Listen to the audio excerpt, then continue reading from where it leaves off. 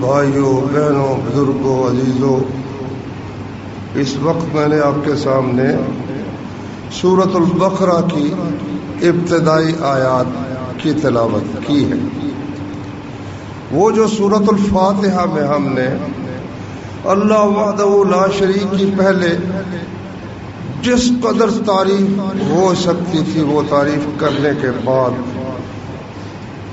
کہ سب تعریفیں اللہ کے لیے ہیں جو سارے جہانوں کا پالنے والا ہے، جو بے حد رحم والا ہے اور جس کی رحمت دائمی ہمیشہ ہے، جو جزا کے دن کا مالک ہے، سب تعریف اس کے لیے ہے۔ صرف تیری، خاص تیری ہم عبادت کرتے ہیں، صرف تجھ سے ہی مدد چاہتے ہیں۔ اللہ وحدہ لا شریک نے فرمایا کیا چاہتے ہیں؟ تیری ہی بندگی کرتے ہیں، تجھ سے ہی مدد چاہتے ہیں۔ اللہ نے فرمایا مانگو کیا چاہتے ہیں؟ پھر ہمیں سکھایا کہ مجھ سے کیا مانگنا ہے۔ تمہاری روزی جو ہے وہ تو میں نے طے کر دی، مجھ سے مانگنا ہے تو کیا سب سے اہم چیز کیا مانگنی ہے؟ ہمیں سکھایا مجھ سے مانگو اہدنا الصراط المستقیم۔ پروردگارا ہمیں صراط مستقیم کی ہدایت عطا فرما، سیدھے راستے کی ہدایت عطا فرما، ان لوگوں کا راستہ جن پر تو نے انعام کیا، نبی، صدیق، شہداء، صالحین، جن پر تو نے انعام کیا۔ ایک تو ان کو نعمتیں عطا کی اور ایک وہ غیر المغضوب علیہم، وہ مغضوب علیہ نہ ہو جن کا راستہ تو نے ہمیں سکھانا ہے۔ مغضوب علیہ سے مراد ہے جن کو معلوم ہو کہ حکم کیا ہے پھر جان بوجھ کر اس کی مخالفت کرے، ان پر اللہ کا غصہ بہت زیادہ ہے۔ اس سے مراد یہودی بھی ہے، ہر وہ شخص ہے جس کو بات کا علم ہے لیکن پھر وہ اس کے خلاف چلتا ہے نا، اس پر اللہ کو بڑا غضب ہے۔ وَلَضَّالِّينَ، اور وہ گمراہ بھی نہ ہو کہ ان کو پتہ ہی نہ ہو، جہالت کی وجہ سے وہ شرک اور کفر میں مبتلا ہے، وہ راستہ بھی یا اللہ ہمیں نہ دکھا، بلکہ جو سیدھا راستہ تیرے انعام یافتہ بندوں کا راستہ ہے وہ سکھا، اس کی ہدایت عطا فرما۔ ہمیں یہ دعا سکھائی، ہم نے اللہ سے دعا کی، اللہ نے ساتھ ہی فرمایا تم نے مجھ سے ہدایت مانگی تھی، لو ہدایت مجھ سے دے دو۔ الف لام میم ذالک الکتاب لا ریب فیہ۔ ہر کتاب میں کوئی نہ کوئی بات ایسی ہوتی جس میں شک ہو سکتا ہے درست ہو سکتا ہے غلط ہو، لیکن میں تمہیں ایسی کتاب دے رہا ہوں لا ریب فیہ جس میں شک کی بات ہے ہی نہیں، 100% یقین ہے، ہر بات پکی ہے، ہر بات یقینی ہے۔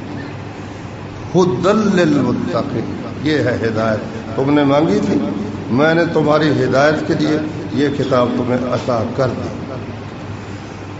مگر اس سے ہدایت ہر شخص حاصل نہیں کر سکتا۔ جس طرح دوا کے ساتھ پرہیز ضروری ہے کہ ایک شخص دوا استعمال کرتا ہے پرہیز کرتا ہی نہیں ہے، جن چیزوں سے اس کے معالج نے اسے منع کیا ہے ان سے رکتا ہی نہیں، باز آتا ہی نہیں ہے، تو دواؤں سے خاک پیدا کرے گا، دواؤں سے کوئی فائدہ نہیں کرتا۔ اسی طرح یہ ہدایت کا راستہ بتاتی ہے کتاب، لیکن کن کے لیے؟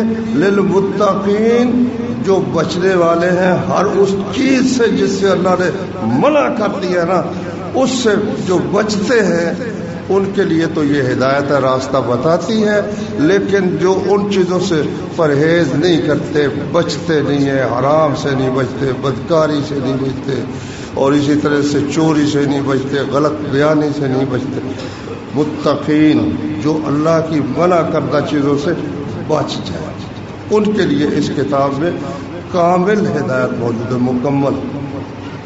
پھر ان کی اللہ تعالیٰ نے کچھ صفات بیان فرمائے کہ یہ کتاب کن لوگوں کے لیے ہدایت کا سرمایہ ہے. الذین یؤمنون بالغیب، جو رسول کے بتانے پر وہ باتیں جو نہ آنکھوں سے دیکھی جا سکتی ہیں، نہ کانوں سے سنی جا سکتی ہیں، نہ زبان سے چکھی جا سکتی ہیں، نہ جسم کو لگنے سے محسوس کی جا سکتی ہے، نہ عقل سے محسوس کی جا سکتی ہے. غیب ہے، غائب ہے، انسان کی عقل سے بھی اوجھل ہے. اس کے جو اللہ تعالیٰ نے اس کو معلومات کے جو ذریعے عطا کیے ہیں ان سے بھی وہ اوجھل ہے. رسول کو سچا یقین کرنے کے ساتھ رسول جو کچھ کہتا ہے انہیں نہیں نظر آتا، نہ سنائی دیتا ہے، اور نہ کسی طریقے سے پتہ جس کا نہیں چل سکتا، رسول کے کہنے سے اس کو مان لیتے ہیں. یؤمنون بالغیب، وہ کیا چیزیں ہیں؟ موٹی موٹی وہ 6 چیزیں رسول اللہ صلی اللہ علیہ وسلم نے بیان فرمائی. کیا؟ ان تؤمن باللہ، کہ تو اللہ پر یقین لائے. اللہ تعالیٰ کو کسی نے نہیں دیکھا، دیکھ سکتا بھی نہیں. اللہ کا کلیم، جس نے جب اللہ کا کلام سنا تو اس قدر شیفتہ ہوا، اس قدر اس کے دل میں محبت پیدا ہوئی کہ اس نے درخواست پیش کر دی، رب ارنی انظر الیک، پروردگارا تو اپنا مجھے دکھا، میں تجھے دیکھوں. قال لن ترانی، فرمایا تو مجھے نہیں دیکھ سکتا. فرمایا ولکن انظر الی الجبل، اس پہاڑ کی طرف دیکھ، فإن استقر مکانہ فسوف ترانی، اگر یہ اپنی جگہ رہ گیا، برقرار رہا، قائم رہا، تو بھی مجھے دیکھ لے گا. فلما تجلی ربہ للجبل جعلہ دکا، جب اس کا رب اس پہاڑ کے سامنے ظاہر ہوا تو وہ ریزہ ریزہ ہو کر زمین کے ہی برابر ہو گیا. اور ایسا وہ ہیبت ناک وہ نظارہ تھا. وخر موسیٰ صاعقا، موسیٰ علیہ السلام بے ہوش ہو کر گر پڑے. فلما افاقا، جب کچھ ہوش آئی، قال تبت الیک، یا اللہ میری توبہ، میں ایسا سوال تجھ سے کر بیٹھا. وَأَنَا أَوَّلُ الْمُسْلِمِينَ، سب سے پہلے ماننے والوں میں سے میں ہوں. میں تجھے مانتا ہوں، تجھ پر ایمان لاتا ہوں. تو یہ ہے پہلا غائب جو ہماری نگاہ سے غائب ہے، ہمارے کانوں سے غائب ہے، ہمارے احساس سے غائب ہے. ان تؤمن باللہ، اللہ پر یقین. وملائکتہ، اس کے فرشتوں پر یقین، وہ بھی ہم نہیں دیکھ سکتے، غائب ہے ہم سے. رسول کریم صلی اللہ علیہ وسلم کو فرشتہ ان کے پاس آتا تھا، لیکن انسانی شکل میں آتا تھا. فرشتے کی شکل میں انسان کے لیے اسے برداشت کرنا مشکل ہے. 2 دفعہ اصل شکل میں وہ نمودار ہوئے نبی صلی اللہ علیہ وسلم. وہ بڑا ہیبت ناک نظارہ تھا. اللہ نے اپنے نبی کو ہمت دے دی وہ دیکھنے. تو اللہ پر ایمان اور یقین رکھے، اس کے فرشتوں پر. ان تؤمن باللہ وملائکتہ وکتبہ، اس نے جتنی کتابیں نازل کی ان پر یقین رکھے. عقل پرست آدمی جو اپنی عقل پر چلتا ہے وہ کیسے مان سکتا ہے کہ ایک کتاب وہ جناب آسمان سے وہی آتی ہے اور اس کو نبی لکھوا دیتا ہے. ہمارا اس پر ایمان ہے کہ صرف ہمارے نبی پر نہیں بلکہ پہلے رسولوں پر بھی اللہ تعالیٰ کی کتابیں نازل ہوئیں. برسول ہی، ہم نے نہ آدم علیہ السلام کو دیکھا، نہ نوح علیہ السلام کو، نہ ابراہیم علیہ السلام کو، نہ موسیٰ اور عیسیٰ کو، مگر ہمارا ان سب پیغمبروں اور رسولوں پر جن کا نبی صلی اللہ علیہ وسلم نے ذکر فرمایا، سب پر ہمارا یقین ہے. والیوم الآخر، آخرت کا دن ہماری آنکھوں سے بالکل اوجھل ہے، عقل میں بھی نہیں آتا. کیسے ہو سکتا ہے بھائی؟ لیکن ہمارے رسول نے جب فرما دیا ہمارا اس پر یقین ہے. اور تقدیر اچھی ہے یا بری ہے اس پر بھی یقین ہے، وہ بھی ہماری غائب چیزوں میں سے ہے۔ تو فرمایا یہ قرآن اس کے لیے ہدایت ہے جو رسول صلی اللہ علیہ وسلم کے صدق پر، ان کے سچ کہنے پر ایمان لاتا ہے کہ کبھی ہمارے رسول سے غلط بیانی نہیں ہوئی، اور پھر وہ جو کچھ بتاتے ہیں اس کو سچا سمجھتا ہے، اس کی سمجھ میں آئے یا اس کی سمجھ میں نہ آئے، اس کو یقین ہے کہ یہ بات غلط نہیں ہو سکتی جو میرے نبی صلی اللہ علیہ وسلم نے بیان فرمائی۔ دیکھو نا ابو بکر صدیق رضی اللہ عنہ، جس رات نبی صلی اللہ علیہ وسلم بیت المقدس میں گئے، مشرکین نے ان سے کہا ابو بکر ہو سکتا ہے کہ کوئی بندہ 40 دن کا یہ فاصلہ ہے اونٹوں پر، تو 40 دن جانے کے 40 دن آنے کے، تو وہ کہتا ہے میں راتوں رات وہاں سے ہو کر آ گیا ہوں۔ ایک بندہ کہتا ہے ہو سکتا ہے، کہتا ہے کیسے ہو سکتا ہے، نہیں ہو سکتا۔ انہوں نے کہا پھر تمہارا یار کہتا ہے محمد صلی اللہ علیہ وسلم کہتا ہے تو ٹھیک کہتا ہے، ٹھیک کہتے ہیں، ان کی بات تو ہم کہتے ہیں آسمان سے آ جاتی ہے، جو لاکھوں کروڑوں اربوں میلوں کا فاصلہ ہے وہاں سے بات آتی ہے لمحوں میں۔ یہ تو معمولی بات ہے جو تم کہہ رہے ہو کہ بیت المقدس سے ہو کر آ گیا جاتا ہے، اس کو کہتے ہیں ایمان۔ اللہ اکبر۔ آخرت پر ایمان کہ ہمارے نبی نے کہا کہ ہم سب کو زندہ ہونا ہے، قیامت کے دن باز پرس ہونی ہے، پوچھ گچھ تفتیش پڑتال ہونی ہے، پھر ہر ایک کو اس کی نیکی کا اور اس کی برائی کا بدلہ دیا جائے گا۔ یہ بھی غیب ہے۔ اور تقدیر پر ایمان، جو کچھ ہے ہمیں صرف اس کا علم ہے جو ہمارے سامنے ہے، کچھ گزری باتوں کا علم ہے، آئندہ کا ہمیں کچھ پتہ نہیں، مگر اللہ تبارک و تعالیٰ کو گزری ہوئی ہر بات کا بھی علم ہے، موجود کا بھی علم ہے، اور آئندہ ابد الآباد ہمیشہ ہمیشہ کے لیے جو کچھ ہونا ہے اس کے علم میں ہے، اس نے وہ سب لکھ دیا ہے۔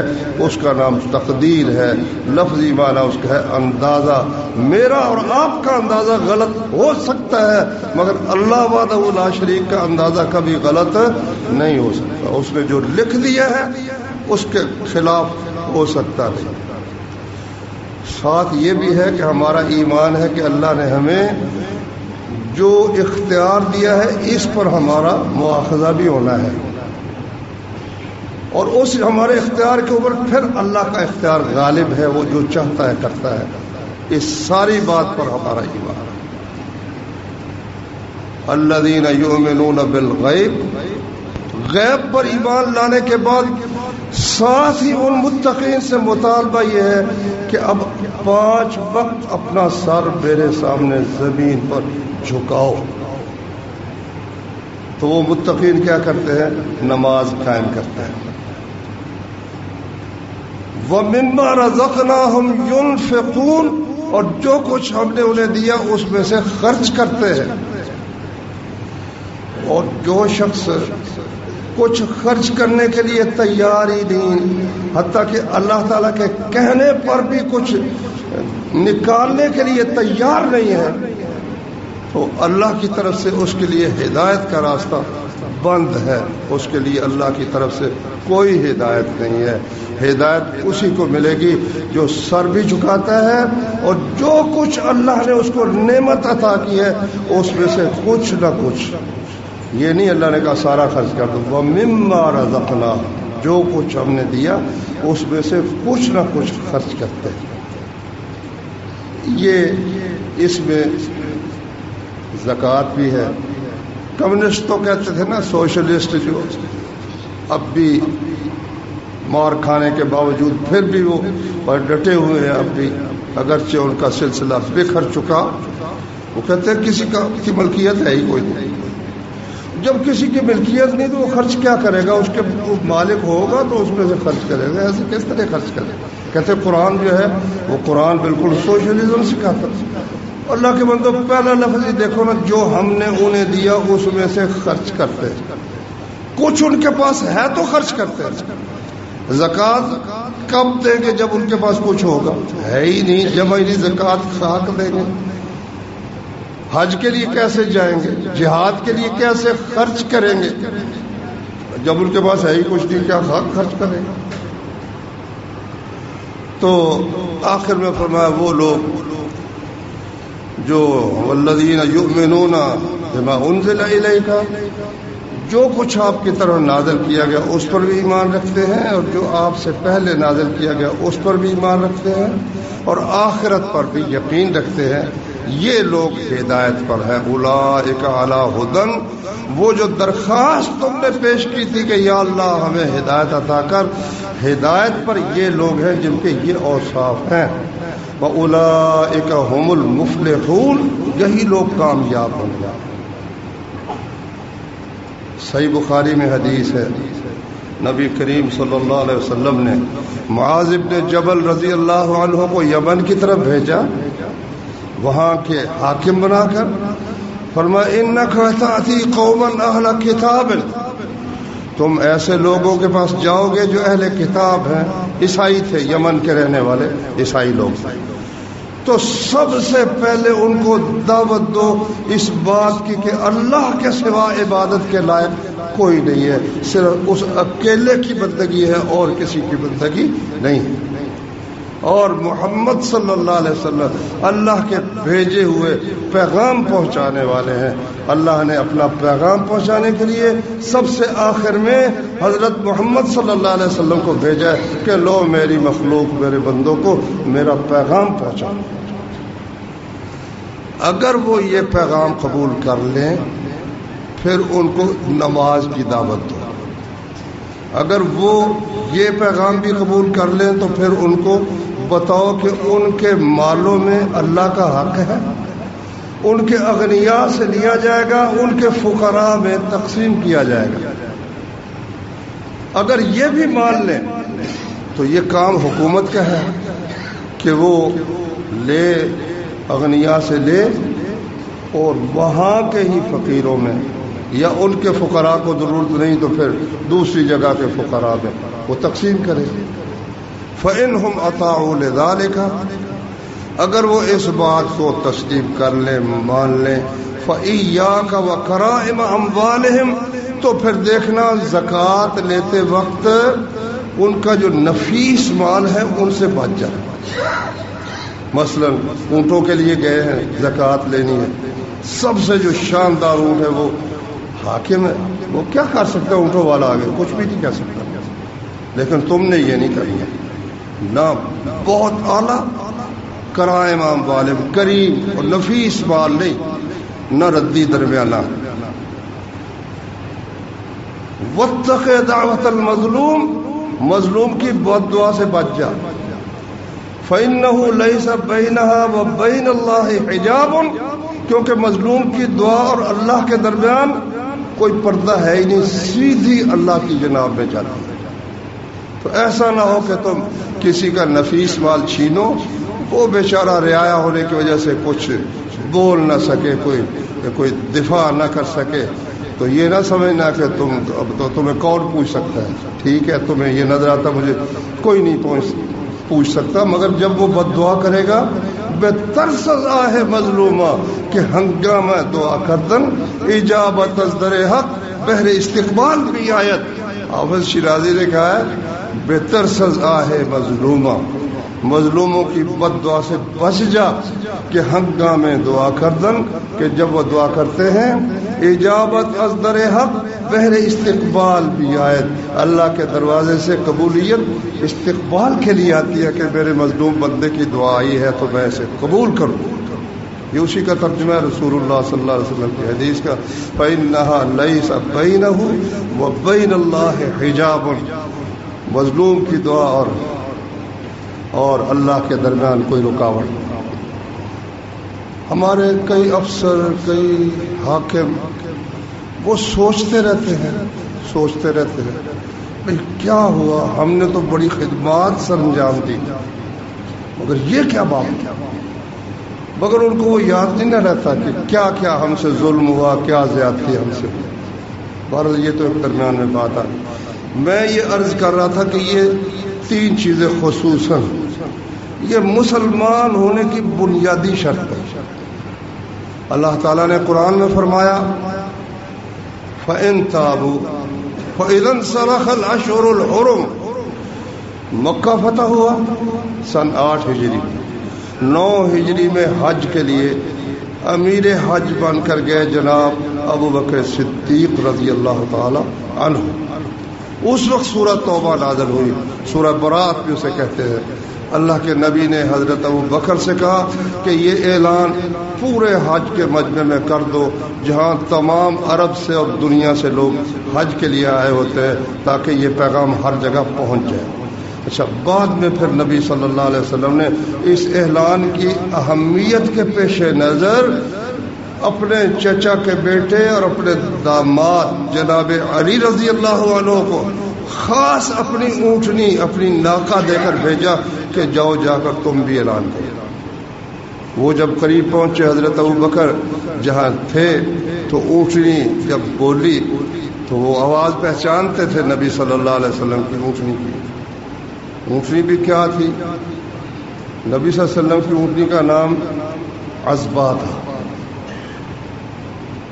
دوڑ میں اس سے آگے کوئی نکلتا ہی نہیں تھا. بہترین سواری بہترین اسلحہ یہ نبی صلی اللہ علیہ وسلم کی پسند. جب فوت ہوئے گھر سے کچھ نکلا ہی نہیں ہے. یا سواری نکلی ہے خچر تھا یا اسلحہ نکلا ہے. باقی سب کچھ صدقہ کر چکے تھے رسول اللہ صلی اللہ علیہ وسلم. اچھا اس کی آواز سنی تو گھبرا گیا. نبی صلی اللہ علیہ وسلم خود تشریف لے آئے. دیکھا تو جناب علی کہا امیر بن کر آئے ہیں یا ماتحت بن کر آئے ہیں؟ کہتے جی میں ماتحت ہوں. میں اعلان کے لیے. اعلان یہ تھا کہ تمام عہد و پیمان جو کسی قوم سے ہم نے کیے ہیں کسی قبیلے سے سب ختم کیے جاتے ہیں. ہاں جن لوگوں نے اپنے عہد کی پاسبانی کی ہے وہ جتنی مدت ہے اتنی مدت ہم پورا کریں گے. باقی سب لوگ جن سے کوئی عہد نہیں ہے یا جنہوں نے عہد کے خلاف ورزی کی ہے سب لوگ کان کھول کر سن لیں. 4 مہینے تک ان کو اجازت ہے جہاں چاہے پھرے. فسیحوا فی الارض زمین میں پھرو 4 اشہر 4 مہینے. واعلموا انکم غیر معجز اللہ یہ سمجھ لو کہ تم اللہ سے بچ کر کہیں بھاگ نہیں سکتے. وان اللہ مخزی الکافرین اور اللہ کافروں کو ذلیل کر کے ہی چھوڑے گا. یہ اعلان تھا کہ 4 مہینے تمہیں اجازت ہے. فاذا انسلخ الاشہر الحرم جب یہ 4 مہینے گزر جائے فَقْتُلُوا الْمُشْرِكِينَ حَيْثُ وَجَدتُّمُوهُمْ وَخُذُوهُمْ وَاحْصُرُوهُمْ وَاقْعُدُوا لَهُمْ كُلَّ مَرْصَدٍ. پھر مشرکین کو قتل کرو حیث وجدتموہم جہاں انہیں پاؤ. وَخُذُوهُمْ انہیں پکڑو. وَاحْصُرُوهُمْ انہیں گھیرو. وَاقْعُدُوا لَهُمْ كُلَّ مَرْصَدٍ ہر کمی گاہ میں ہر گھات میں چھپ کر بیٹھو. جہاں قابو آ سکتے ان کو بے دریغ قتل کرو. ہاں فَإِن تَابُوا وَأَقَامُوا الصَّلَاةَ وَآتَوُا الزَّكَاةَ فَخَلُّوا سَبِيلَهُمْ اگر وہ کلمہ پڑھ لیں کفر سے توبہ کریں اور نماز قائم کریں اور زکوٰۃ ادا کریں پھر ان کو چھوڑ دو پھر کچھ نہ کرو. جب رسول اللہ صلی اللہ علیہ وسلم دنیا سے رخصت ہوئے فوت ہوئے تو عرب کے لوگ مرتد ہو گئے. مدینہ بچا مکہ بچا طائف بچا. باقی ہر جگہ وہ کہنے لگے نمازیں پڑھیں گے سارے کام کریں گے زکوٰۃ نہیں دیں. ابو بکر رضی اللہ عنہ نے فرمایا کہ میں تو پھر جنگ کروں گا لڑوں گا. حضرت عمر رضی اللہ عنہ کہنے لگے کہ کیف تقاتلہم آپ ان سے کیسے جنگ کریں گے جب نبی صلی اللہ علیہ وسلم نے فرمایا کہ جو شخص لا الہ الا اللہ پڑھ لے اس نے اپنی جان اور مال کو مجھ سے محفوظ کر لیا. حضرت ابو بکر رضی اللہ عنہ کہنے لگے کہ لأقاتلن من فرق بین الصلاة والزکاة جو نماز اور زکوٰۃ کے درمیان فرق کرتا ہے میں اسے جنگ کروں گا. اس سے معلوم ہے کہ اس بات پر تو ان کا اتفاق تھا کہ جو نماز نہ پڑھے اس سے تو جنگ کرنی. زکوٰۃ پر تھوڑی سی سوئی اٹکی ہوئی تھی جناب عمر رضی اللہ تعالیٰ عنہ کی. حضرت ابو بکر اس قدر اس میں پرجوش تھے، ان کو پھر تانا دیا، کہنے لگے اجبار فی الجاہلیت وخوار فی الاسلام، تو جاہلیت میں بڑا زبردست تھا اور اسلام میں آ کر بزدل ہو گیا. کہنے لگے تم کوئی بھی نہ لڑو، میں اکیلا ہی لڑوں گا. ابو بکر اکیلے ہی چل پڑے. پھر سب نے روکا، ٹھہرے جی ٹھہرے، ہم آپ کے ساتھ ہیں، ہم آپ کے ساتھ. تو اس سے معلوم ہوا کہ اگر کوئی شخص زکوٰۃ نہیں دیتا اسے کہا جائے گا دو. اگر وہ اسی طرح نماز نہیں پڑھتا اس کو کہا جائے گا پڑھو. اگر وہ نہیں پڑھتا، زکوٰۃ نہیں دیتا، لڑنے پر آمادہ ہو جاتا ہے، پھر یہی ہے نا، یا پڑھو یا پھر وہ لڑے گا. تو اس سے اللہ کی طرف سے اس کے ساتھ لڑنے کا حکم ہے. حضرت ابو بکر نے فرمایا فإن الزکاۃ حق المال، جس طرح نماز حق ہے اسی طرح زکوٰۃ اللہ تعالیٰ کا مال کے اندر اللہ کا حق ہے. لأقاتلن من فرق بین الصلاۃ والزکاۃ، جو صلاۃ اور زکوٰۃ کے درمیان فرق کرتا ہے کہ میں نماز تو پڑھوں گا لیکن زکوٰۃ نہیں دوں گا، میں اس سے قتال کروں گا، میں اس سے لڑوں گا. تو پھر ابو بکر رضی اللہ عنہ نے فوجیں بھیجی. شریعت کی ہر بات منوا کے چھوڑی، زکوٰۃ اہل یثرب سے دلوا کے چھوڑی. اس وقت بعض پیچھے نہیں ہٹے جب تک ایک تو جو نبوت کا دعویٰ کرے اس کو قتل نہیں کر لیا. ابو بکر کی یہ اللہ نے یہ ان کو شان عطا کی. یہ نہیں کہ اس کو غیر مسلم اقلیت قرار دے دو کہ یہ جی نبوت کا دعویٰ کیا ہے تو اس کے ماننے والوں کو غیر مسلم اقلیت قرار دو. نہ کہا یا تم زندہ رہو گے یا ہم زندہ رہیں گے. یہ نہیں ہو سکتا کہ ابو بکر اور اس کے ساتھی بھی زندہ ہوں اور مسلمہ کذاب اور اس جھوٹے دعویٰ کرنے والے کے ماننے والے بھی زندہ رہیں. نہیں، یا تو تمہیں اسلام قبول کرنا ہوگا اور مسلمہ کو کذاب ماننا ہوگا، ورنہ تم قتل کے لیے تیار ہو جاؤ. دونوں کام ملت اسلام میں ان کی بنیاد مستحکم کرنے والا شخص یہ تھے ابو بکر صدیق رضی اللہ عنہ. سب سے زیادہ ایک فرقہ ہے ان کو سب سے زیادہ تکلیف ابو بکر کی ہے، پھر عمر اور پھر عثمان کی، جنہوں نے اسلام کی بنیادیں مستحکم کی، جنہوں نے اکڑی ہوئی گردنوں کو خم کیا، جنہوں نے اسلام کو دنیا کے اندر مستحکم کیا.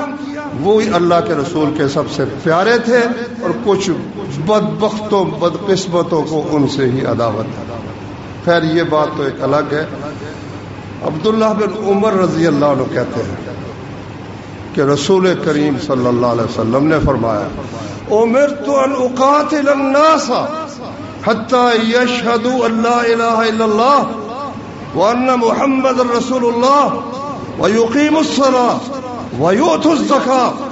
مجھے حکم ہے میں دنیا کے تمام لوگوں کے ساتھ قتال کروں، لڑوں، جب تک یہ شہادت نہ دے کہ اللہ کے سوا کوئی عبادت کے لائق نہیں اور محمد صلی اللہ علیہ وسلم اللہ کے رسول ہے، اور نماز پڑھے اور زکوٰۃ ادا کرے. فَإِذَا فَعَلُوا ذَلِكَ، جب وہ یہ کام کر لیں، فَقَدْ عَصَمُوا مِنِّي دِمَاءَهُمْ وَأَمْوَالَهُمْ، اپنے خون اور اپنے مال انہوں نے مجھ سے محفوظ کر لیے، اب میں ان سے قتال نہیں کروں گا. الا بحق الاسلام، ہاں اسلام کے کسی حق کی وجہ سے ان کو کوئی سزا دینی لازم آتی ہے. چور ہے تو ہاتھ کاٹنا لازم آتا ہے، بدکاری کرتا ہے تو درے مارنے یا رجم اس پر ثابت ہوتا ہے، کسی کو قتل کرتا ہے تو قصاص کے لیے قتل، یہ الگ بات ہے. اسلام کا حق کی وجہ سے اور اس کے مال یا اس کی جان کو کوئی نہ کوئی نقصان ہو سکتا ہے. وحسابهم علی اللہ، اگر کوئی شخص کہے کہ اس فلانے بندے نے اسلام قبول کیا ہے، کلمہ پڑھا ہے، اندر سے بے ایمان ہے، نماز پڑھتا ہے دکھاوے کی پڑھتا ہے، یہ زکوٰۃ دیتا ہے تو دکھاوے کے لیے دیتا ہے، فرمایا ہم اس کے ذمہ دار نہیں لوگوں کے دلوں کو دیکھتے پھرے کہ یہ سچا مسلمان ہے یا جھوٹا مسلمان ہے. وہ حسابہم علی اللہ، حساب ان کا اللہ کے ذمہ ہے. ہمارا کام یہ ہے کہ سب لوگوں کو ان کاموں پر پابند کریں. اللہ کی توحید، محمد صلی اللہ علیہ وسلم کی رسالت، 5 نمازیں ادا کرنا اور اپنے مال میں سے زکوٰۃ دینا.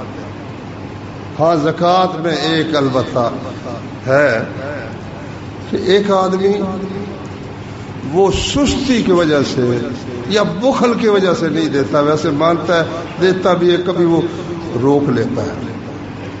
فرمایا نبی صلی اللہ علیہ وسلم نے کہ یہ جو زکوٰۃ ہے نا اللہ کا حکم ہے، جو اجر دینے ہر 2 سال کے اگر اونٹ یا اونٹنی ہو، 30 سال میں اس کے وہ جا رہا ہو تو ہر 40 میں سے 1 یہ اللہ کا حق ہے. جو اجر کی خاطر دے ہم اس سے قبول کریں گے، اور جو نہ دے ہمیں پتہ چل گیا کہ اس نے نہیں دیا، ہم وہ زکوٰۃ بھی وصول کریں گے اور اس کا آدھا مال بھی ضبط کر لیں گے. مطلب لڑنے پر وہ آمادہ نہیں ہوا، حکومت غالب تھی، لڑ سکتا نہیں تھا، مگر وہ نہیں اس نے دی تو ہم اس پر کفر کا فتویٰ شتویٰ نہیں لگائیں گے. بخل کی وجہ سے نہیں دے سکا، سستی کی وجہ سے، لیکن بر وقت نہ دینے کی وجہ سے ہم وہ زکوٰۃ بھی وصول کریں گے اور اس کا نصف مال بھی ضبط کر لیں گے.